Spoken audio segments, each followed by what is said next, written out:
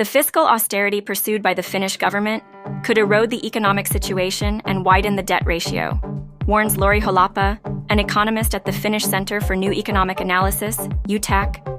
Holappa issued the warning in an interview last week with YLE, pointing to a recent study by the International Monetary Fund, IMF. The study examined the adjustment periods for fiscal policy in different countries, how well they have succeeded. The results were partly crushing, he summarized to the public broadcasting company. The study concluded that spending cuts implemented during an economic downswing fail to produce the desired results because they aggravate the economic situation and create pressure to add to public debt. Ultimately, the outcome is that the debt ratio doesn't improve. It may even start rising as a consequence of tight fiscal policy, remarked Holappa.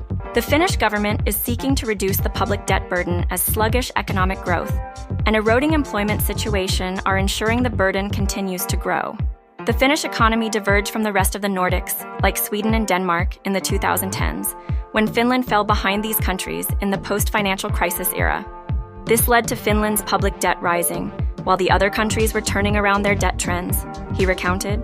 Aki Kangasharju, the managing director of Etla Economic Research, said Finland's debt burden is growing as a consequence of long-running muted growth, the after effects of the coronavirus pandemic and population aging.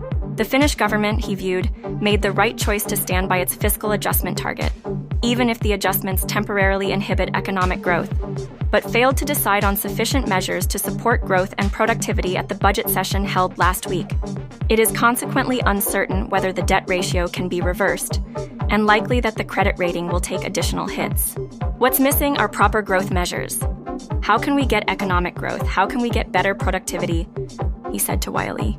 Kangasharju and Mika Maliranta, the director at the Labour Institute for Economic Research, Labore, have also criticized the government's plan to sell state assets to make investments in transport infrastructure projects, such as road improvements, and raise reimbursements for private healthcare costs, Helsing and Sanomat reported last Thursday.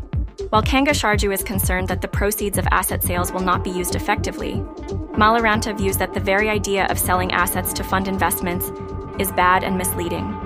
Kangasharju stated to the newspaper that the government could certainly streamline what, in comparison to peer countries, is a fairly bloated asset portfolio. Whenever you give even a bit of money to a politician, they'll spend it all and not all of it will be spent effectively, he cautioned. He urged the government to at least give up on raising reimbursements for private healthcare costs, given that there is no evidence to suggest the raise will reduce waiting times in the public healthcare system. He would direct a larger share of the €4 billion investment program at supporting scale-up companies through instruments such as Finnish industry investment. We don't have investor families like the Wallenbergs in Sweden, meaning we don't have financing that small Finnish companies could use to become bigger. Presently, they're sold abroad for a couple of tens of millions, said Kangasharju. Asset sales were used to fund investments also under Prime Minister Juha Sipilä, Center, and Antti Rinne, SDP. The program outlined by the current government is significantly larger, though Maliranta told Helsing and Sanomat that productive investments should be funded by borrowing and not mixed needlessly with asset sales. Linking asset sales and investments makes things needlessly complicated, he said, arguing that there is fundamentally no difference between borrowing and divestment. When you sell assets, it means you'll get less revenue from the assets in the coming years.